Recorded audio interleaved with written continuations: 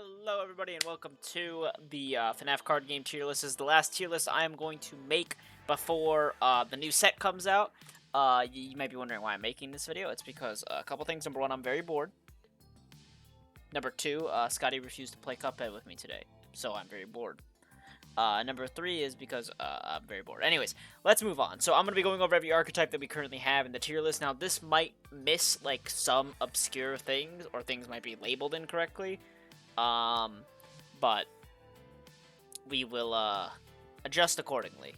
As for the tier list we have below, it's pretty simple to understand, with my general frame being a broken deck is a deck that's literally just not fair right now, or is horribly balanced. S tier are the best decks in the game right now with incredibly consistent strategies. A tier decks are decks that function well and can very easily win games.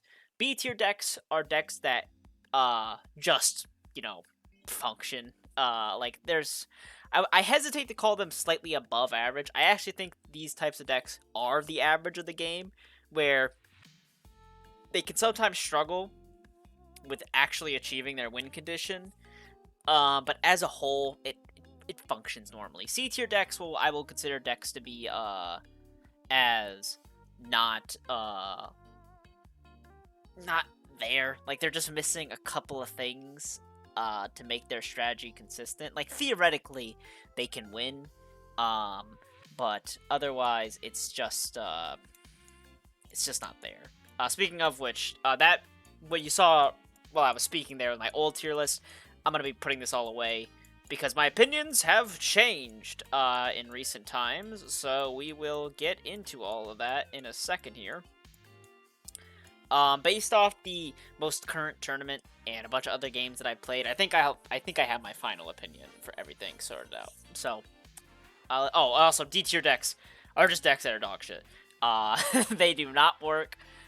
It'd be a miracle if you won with it. And of course, not really a thing is some of the decks listed here don't really see enough play for me to warrant it. Now, to be fair, not so much anymore because this metagame lasted a very long time, so we honestly got to experiment with a whole lot. So I'm pretty sure I can rank almost everything here. But let's get into it.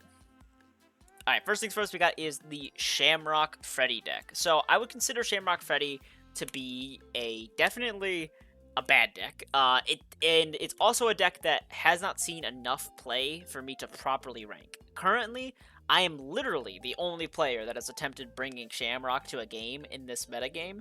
And I won once, and then I lost every other match that I tried to bring with it. But I did bring it to multiple matches. The one time that I won, it was a Shamrock Juniors trick where I feigned playing Juniors, and I secretly had the Shamrock cards to pull off the win condition. But besides from that, it just did not work at all. Shamrock has a lot of problems. Perhaps the most obvious being that he is very specific to pull out onto the field. It is very difficult to get all of those units with their specific HP thresholds, the 9, the 7, and the 5, the 3, the 1, to get them all on the field and have none of them get disrupted by an opponent. He's definitely a deck that gets worse the more players there are, but the standard is 4-player match. So as a result, Shamrock Freddy deck has a really hard time going anywhere. Not to mention that you have to be above 25% battery to pull off your win condition. It just requires so much. You're so passive for most of the game. You really can't fit in that many anti-aggro cards or protection cards in the deck because you need so much search and in the deck to get all the specific units that you need. You also pretty much need instant upgrade Pizzeria unless you're running a Beyond unit for the 9 HP one, but then you have to run a whole bunch of other protections specifically for Beyond units. It's a mess. I will keep Shamrock Freddy.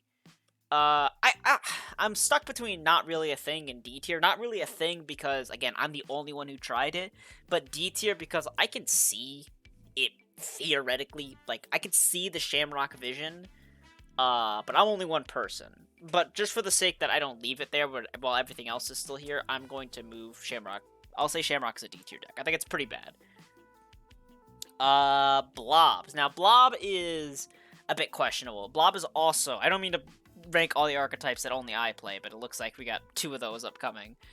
But Blob is an archetype that I played for a while. It used to be my secondary to Juniors. It's actually, I probably played this deck more than Juniors at this rate. My version of Blob is by no means the only version of Blob. Currently, I am running a Corpse slash, like, FNAF 1 Blob deck. It's a whole lot of things going on in there. I don't believe it's the best way to play the deck. There's, like, you can play Blob with Golden Sin, you can play Blob with the Igniteds. There's, like, a whole bunch of ways that you can build your Blob decks. As a result, I don't feel super confident with my ranking, even though I've played it a bunch, because there's just not enough metagame experimentation from other players based on Blob. But from what I've played, it works. Like, most of the time it works. Now, Blob does require a lot of protection. He is a beyond unit focused deck, so you need to have your Swamp Balloon Boys, your In the Shadows, your Hiddens, all that nonsense. And smart opponents will kind of outplay you by actively not trading, and asshole opponents will ruin everything for everybody by doing trading while Blob is on the field. So it's definitely a skill check deck when you're playing it. But it's just, it suffers from having a really shitty Beyond spell because Hatred's Lash is just not good, and not to mention the fact that it's just really hard to build that deck because really you have to do, there's like no set archetype. You have to do all the work with the Blob deck of just making it on your own. And like it just never feels like it doesn't ever feel like it has the consistency that you want, because you not only do you need the units that generate Sin tokens, but you also need the spells that increase the amount of Sin tokens that you can have, so you can actually pull off the Blob's effect. Then you have to have the Blob on the field while shit is fighting each other. It's just a whole lot that can go wrong. And, like, yeah, it's just a lot. That's honestly all I gotta say. But man, when it pays off pretty good, to be honest with you. From how I was talking, you think I would consider it a C tier deck, but I still consider Blob a B tier deck. I win with it too often, I think, for it to be any lower. But this is definitely one of the decks that I would mark as the one with the most room for experimentation. Possibly. I mean, like, if you swap, like, I don't know. If you swap for Golden Sin or for Igniteds, I don't think your deck plan's going to change all that much. Because you're still just going to be... I think Golden Sin is definitely might be the worst way to do it. Golden Sin's how I originally tried, but it's even more situational due to having, specifically needing to get the Golden Lure spell card and all that other nonsense. But that's enough about Blob. I'll just leave him in B tier. I went back to check my audio. My audio sounds great. I'm sorry in the first part of this video I was clapping my hands a whole bunch. Even though you can't see me, you know that I am, doing all sorts of crazy hand movement while I'm talking. But anyways, Endo Tribe decks. Endos are, again, as I mentioned previously, this is another deck that only I really play. So opinions are limited, of course. But Endos work. Like, they've got a really nice consistency package going on. Thanks to Ignite and Golden Freddy being really good, Stitch Wraith being surprisingly good at bringing cards back from the graveyard.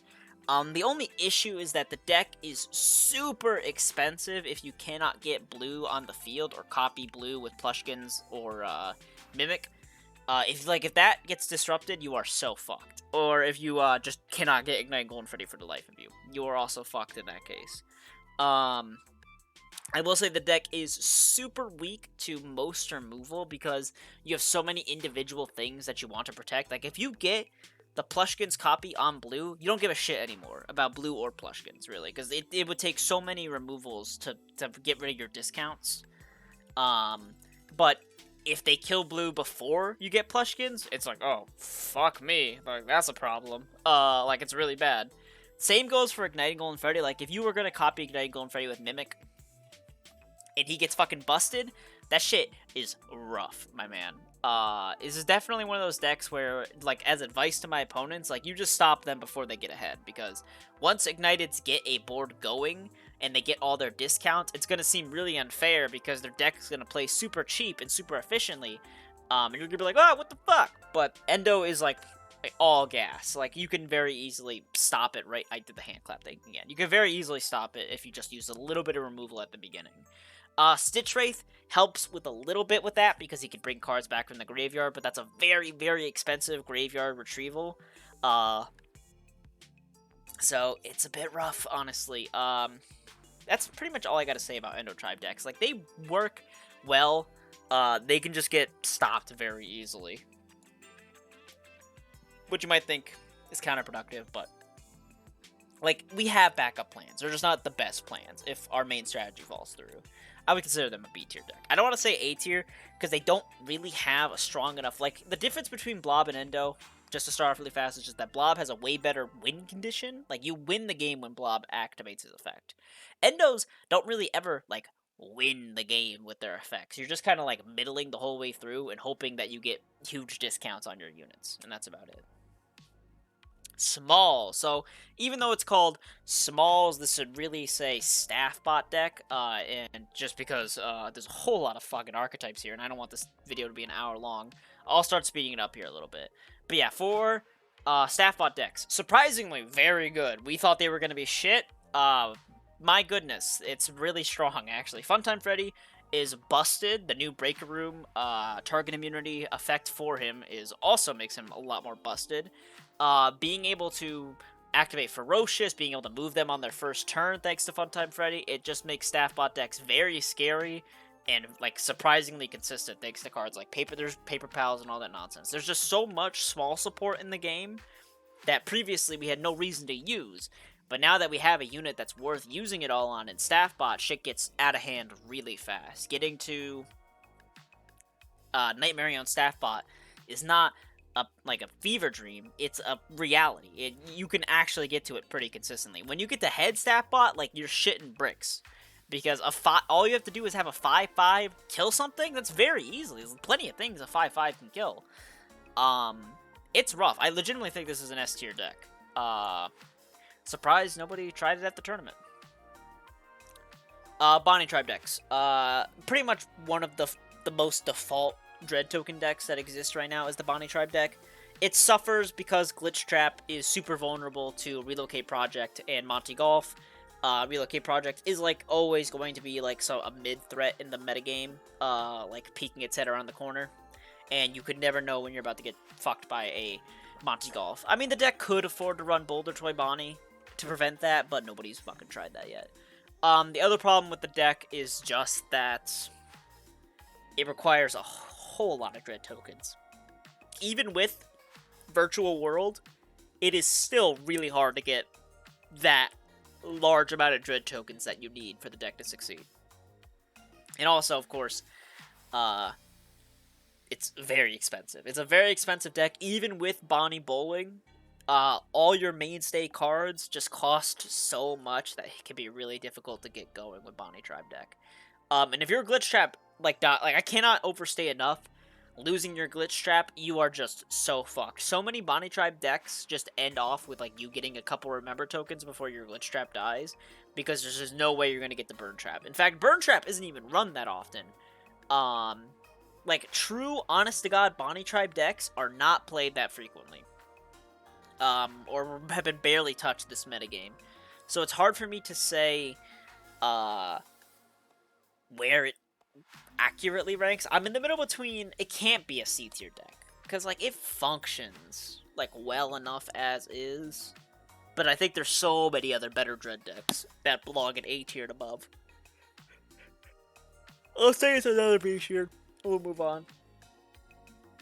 Oof, big yawn. Deception.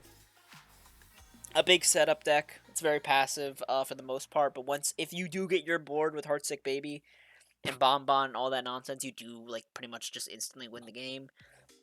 Very weak to removal and disruption. Like, it can't really bounce back from that nearly as well as other decks can. And it can suffer a bit if you're playing against a lot of other aggressive decks too, but the beauty of the FNAF card game is that passive decks can actually go some places because there's other players that people need to worry about. So if there's, like, two passive decks on the field, it can be hard for your opponents to deal with both of you. And Deception is one of the best setups. Like, if you set up your Deceptions, they're fucked. They can't do shit. So yeah, I would consider Deceptions an A tier deck. Very good, lots of support. The deck can be pretty consistent. It's just really tough. It's one of the best setup decks. Exodia. Irritating, to say the very least. The Exodia strategy is very difficult to stop. There's so much card draw available in this game. And really the only thing you have to do is prevent Orville from hitting the graveyard. No, not even prevent Orville from hitting the graveyard. You specifically have to prevent Orville from hitting the field. Which is tough. Because he only needs to be destroyed for the effect to activate. Thankfully, Exodia is going to receive a massive nerf by proxy when Plushkins gets reworked to no longer count as all tribes, so you cannot fill your graveyard with Plushkins, with Convoke, and all that other nonsense to meet the requirement. You actually have to play Exodia, and you have to actually assemble all the 5 pieces and not 5 copy pieces. So that'll be a huge nerf to Exodia. That might drop it all the way down to C or D tier, to be honest with you. But as it is right now, it's an incredibly obnoxious strategy that requires very specific tech cards to deal with. I'd say it's A tier. The good card deck. It's not really a deck. Nobody plays this, whatever the fuck this is. Seriously, it's just a tutorial deck. We made a tutorial deck for players. We called it the good card deck. Let's move on. Phantoms. Let's combine these two because they're basically the same thing. Phantom Frost. Broken, unfortunately. I'll just get that out of the way. Unintentionally broken. So previously, we patched Phantoms so that they could no longer block your office with a wall of untargetable units. I'm like, okay, well, that's a huge nerf. That they can no longer do that. So let's give them the benefit that they can be deployed anywhere. Fucking massive mistake. Phantoms are now incredibly obnoxious. You can just shit all them out of your hand, like, immediately. Get all the good rooms, spell null all your opponents, because that's what Phantoms do. And because of the Frost engine, you can also freeze everybody, so you can't cast spells, you can't move units, you can't go to anywhere useful on the board, you can't even target these motherfuckers with room effects. You just lose. Like, Phantom decks are the only decks in the game that legitimately you can do a 1v3 and win. Like, none of your opponents are fighting each other. They are all fighting you, and you will still win. Shit's fucking busted. Will they get nerfed? Probably. I actually didn't plan on it, but I really should do something about that. Wither 20 mode. Not really a deck. I'll keep it here. I'll move on because it just doesn't exist right now. Final piece. God, doo-doo trash. It's just garbage. Like, it takes too long. You just nobody has done final piece. It's fucking terrible. I tried it. It's bad. Deadly Sewer. Surprisingly not terrible. The waste cards are really, like, don't have any synergy together right now, but even with the waste cards, like, not having anything to do good with each other, Deadly Sewer still manages to thrive because the Wizards are really good. Shout out to, broken-ass Shattered Roxy. But it's just, it's fine. Like, the Deadly Sewer spell card is good at being, popping all those Wizards back to the field every time you activate a waste effect. This deck will get crazy as more waste effects get printed. Like, I don't think it's going to take much to make this deck shoot up to A tier. As right now, I'll say it's like a bottom B tier deck, though. Paralysis. It's a dysfunctional deck. Like, it's got a crazy boss monster in 20 mode Scrap Baby, but it just struggles so much because it has such an identity crisis. Like, it has paralysis units from all over archetypes, and they don't really work well together. And it just struggles a lot. It just has too many things going on for it to really function properly. Eclipse. My opinion on it, even though nobody's really played Eclipse recently, my opinion on it has degraded significantly. I don't think it's very good, honestly. I think I think it's the worst Dread Token deck in the game, honestly. Because Eclipse is such a weak payoff compared to Burn Trap and Dreadbear, that it's just not worth it. He's just way too much investment to make worth. It's so difficult to exile Sun and Moon so you can summon him.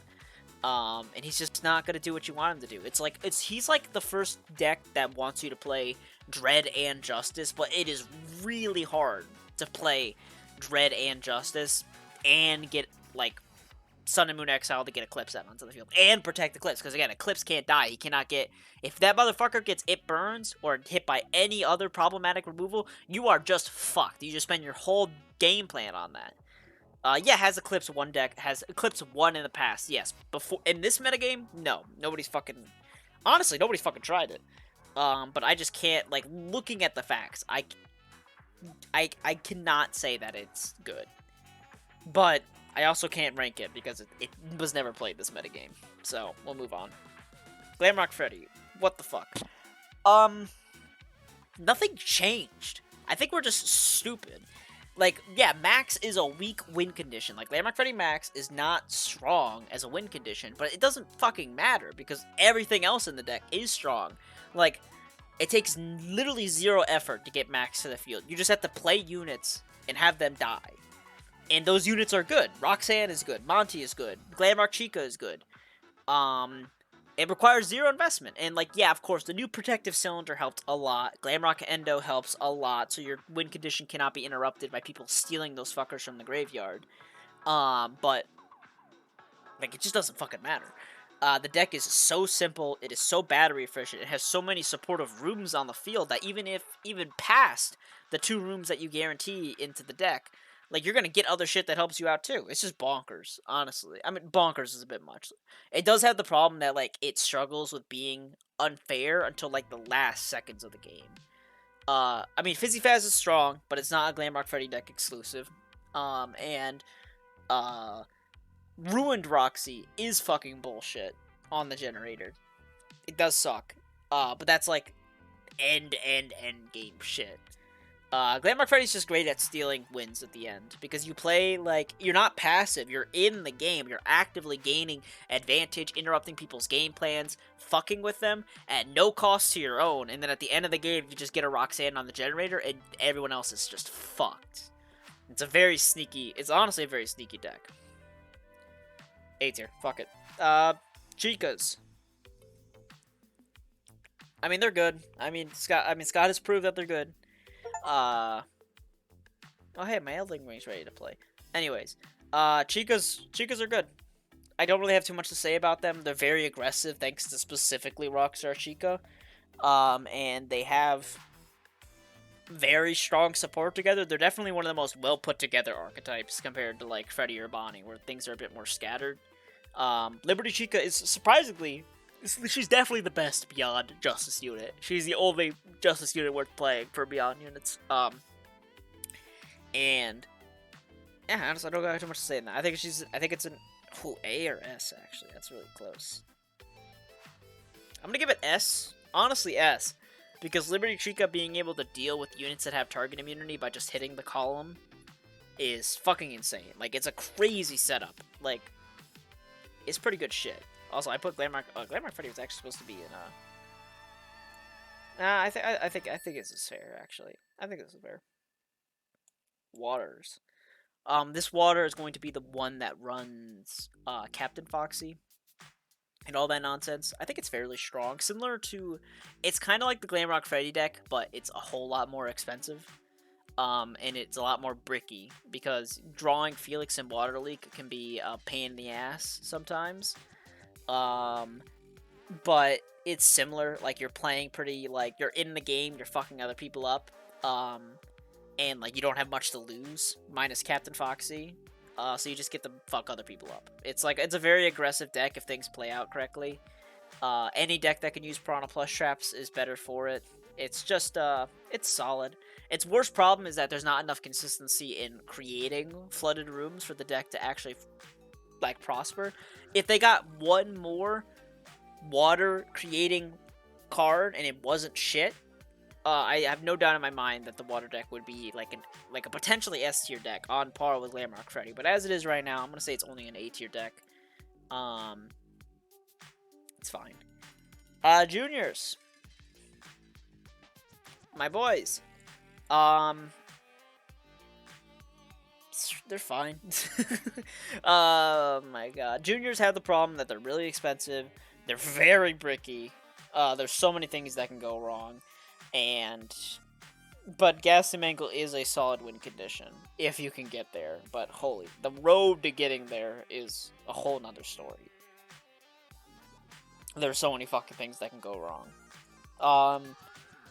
Yeah, Juniors just has the problem of just like you need specific cards. You need those Withered Juniors in your hand. You need Ghost. You need Head Chef. You need fucking Fizzy Faz. There's so many things you need in the deck, and you can't get them all at the same time. Or when you need them, it's just a bricky mess. Like this is like one of the decks that's most prone to just getting shit for hands. It's my tournament deck though. I made it to the finals. I haven't won the finals yet. We'll see. But yeah, I'll say it's a B tier deck. I do think it's better than Bonnie's. It's this close between these two. It's definitely close between these two. Whatever. It doesn't matter. Mortality. Mortality just doesn't fucking work. Way too difficult to pull off. Way too much investment. It's like you're playing Blob, but it's a passive Blob deck effectively. It has all the same problems as Blob with a far worse win condition because you can only win at the end of the game with the effect, as opposed to Blob, who makes the game end. Mortality just struggles. Like it's just bad. It's just bad. Corpse / FNAF 1s, they're basically one deck at this point because pretty much all the Corpse cards are run all over the place from the Bonnie, like, the Corpse engine is run all over the place from fucking Bonnie Tribe decks to Chica decks, like, to whatever. It's there, okay? But it works best in the FNAF 1 deck thanks to Stuff Ready. It's a solid deck. I would say that, like, there's, like, a certain archetype of deck. Like, we have setup decks. We got, like, and we have what, I don't know what to coin these decks as. I guess I could call them, like, I don't want to call them, like, aggro, because there's no real aggro in this game. I want to call them tempo. Like, this deck, Endo, Chica, Glamrock Freddy, Water, I would all consider these, like, tempo decks, where, like, you are actively participating in the match, and you don't really have anything to lose. Like, you're just being, like, a strong, consistent board presence every turn. And that really describes FNAF 1. Minus your Stuff Ready getting stolen, which you really can't do much about if people play those types of fucking cards. There isn't really anything that you care about losing in that deck. Billy makes the deck a lot more battery efficient. Bond and Pumpkin Rabbit are busted. The FNAF 1 support helps a lot with deck consistency and search. Like, it just functions. It works. It just works. I still think it's S tier, honestly. I think it might be the weakest S tier, but I think it's really solid. Corrupted Dreams. Like, tried and true Corrupted Dreams, I still think it's an A tier deck. It's a bricky mess sometimes, it really is. Sometimes you get no Dread tokens and all the nightmares, and sometimes you get all Dread tokens and none of the nightmares you need. So it's like, it's tough. It's a bricky mess, but when it goes off, it is fucking annoying as shit. It basically destroys all setup decks, like, dead in their tracks. And it's, like, really hard for most, like, tempo decks to keep up with it because your nightmares are so fucking big. But there are just times where you can't do anything. And your hand is just dead as shit. And that's what prevents it from being an S tier deck. So I'll say it's an A tier deck. Falling Ruin. It's a meme. Nobody's really tried it consistently. I'll say it's an C. I don't want to say it can't function. It can work. It's just like, it's like I would say it's another bricky mess. Like, there's just so many things that can go wrong with the Beyond spell and other nonsense. Ancient Memories Joy did not help out that much. It's just, it could work. I've played it before. I tried it at the beginning of the metagame. I haven't tried it since. I want to try it again. I'll say it's a C tier deck. Flame. Flame was experimented with a lot this metagame. Like, a lot, to be fair. And the general consensus is that it's not terrible. Like, it's not great, but it's not the worst thing in the world. Flaming Springtrap is super strong. It's a busted effect, but it's really hard to pull off. And, like, you get to make everybody discard their hands, but like you don't really have. That's the win condition essentially, is making everybody discard their hands if you can pull off Flaming Springtrap twice. And that's pretty much it. Its biggest counter is the Deadly Sewers deck, but the Deadly Sewers deck does not see a lot of play. There's a lot of creative freedom with the Flame decks. I like to play like more control-oriented Flame decks with Jacko Moon, and Dreadbear. I know Masquerade likes to play a lot of a far more Flaming Springtrap focused deck where every single way to summon him is pretty much in the deck as the win condition, and I think that's also a fair way to play it. And he also actually runs Jacko Flame. It's got a lot of creative inspiration. I don't want to call it a B tier deck by any means, but it's like it can function. Ahoy. This is the Ahoy deck with most of the water support. It's a sleeper hit right now. It has not been experimented with for a bit. Like, this is a deck that has not been played recently. So it's hard to evaluate. Donnie, or Idiot Head, did play this in the last tournament. He got his shit rocked. And it has not really been tried since. So I struggle to put it in A tier. I do think the Foxy version of Water is a lot better and a lot more consistent. The Ahoy deck is just really expensive and really weak to Help Eye. Now, to be fair, Help Eye is going to get maybe nerfed out of the meta. We'll see how the rework goes. I have no idea if it's actually going to make people stop running Help Eye once the rework hits in the next set. But it's really weak to Help Eye. Help Eye sees play in literally every single deck right now in the game. So, I don't know. Like, it runs all the good shit in the Glamrock. It runs all the Glamrocks.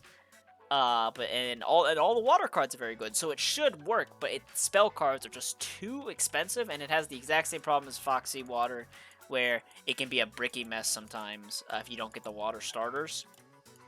But unlike the Foxy deck, you don't just have good Foxies to rely on. I mean, you have to, and like good Foxies don't need a summoning room. That's the main reason why. Like Glamrocks, their one weakness is that they need Glamrock Show Stage to function. And as a result, like it adds more brickiness to the deck. As a result, Creation. Normally I would say nobody's played this, but thanks to Rainbow, who has experimented extensively with Creation as a deck archetype, we can fairly say that it's mid.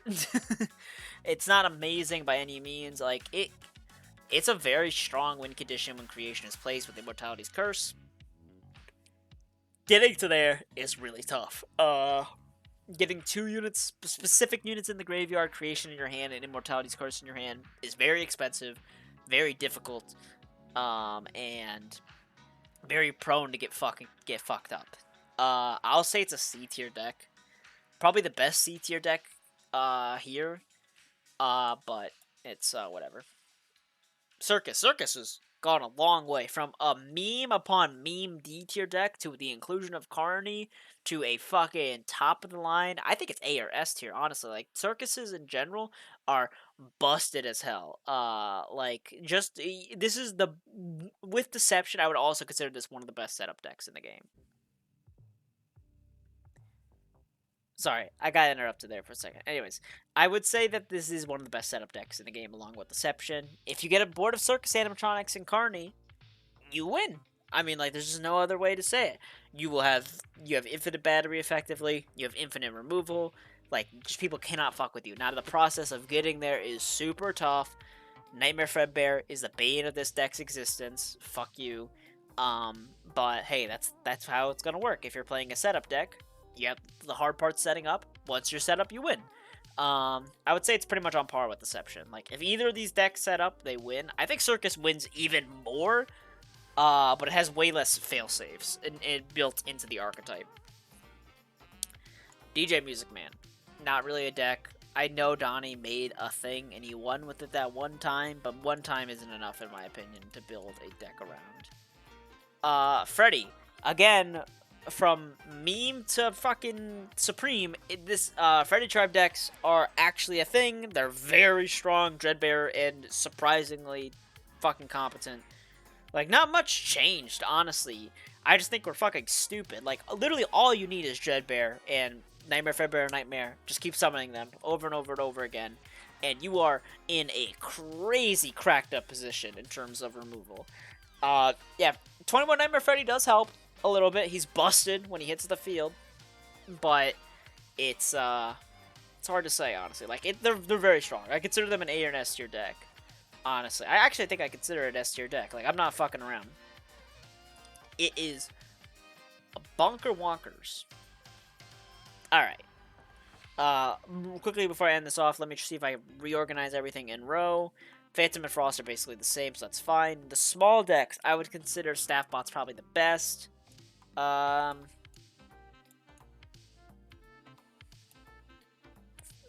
Freddy's, Chica's, Glamrock Freddy's. That's fair. A tier decks. I think Circus. Oof. It's either Circus or Exodia. Oh, it's either Circus or Exodia. It's the top one. I'll say it's. Oh god. I guess I'll say it's Exodia. Then Deception, then this. And these two are like the same bricky mess most of the time, but they're both very good. B. Definitely you lower. Definitely you higher. Bonnie's. I think Bonnie's better than Endo. I think. Ooh, Deadly Sewers and Endo is like really good. I think all the B tier decks are super close. I just know Juniors is at the fucking bottom. C tier. I think C tier is fine the way it is, and D tier doesn't fucking matter. Yeah, I mean, like this is generally my tier list. Things that people could like. My S tier is probably cracked up in some people's minds. But like I have to go off of what has won a lot. What has won a lot? Freddy. What has won a lot? Chica. Glamrock Freddy. Staffbot. Those decks fucking win. If the decks win, then I think they have to be placed in the highest tier. Like rarely do they lose. Mortality, Final Piece, Shamrock, Falling Ruin, Paralysis, Flame, Creation. Those decks don't win. That's why they're down there. And the B tier decks are kind of like 50-50s, honestly. Like, it's just, that's how the tier lists function. It's based off which decks win the most often. And which decks function the best as a result.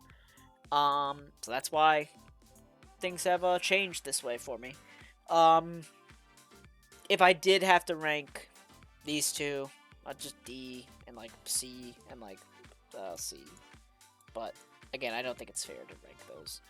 Yeah, that's pretty much everything. Overall, I like this metagame a fair bit. Like, it's got a great balance and flavor of a lot of things. We have way more good decks than we have bad decks.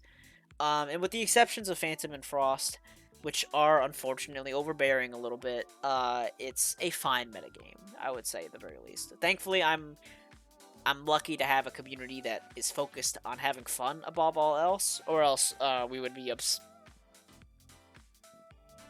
in a very bad world with Phantom Frost mirror matches. I don't even know how that would work, honestly.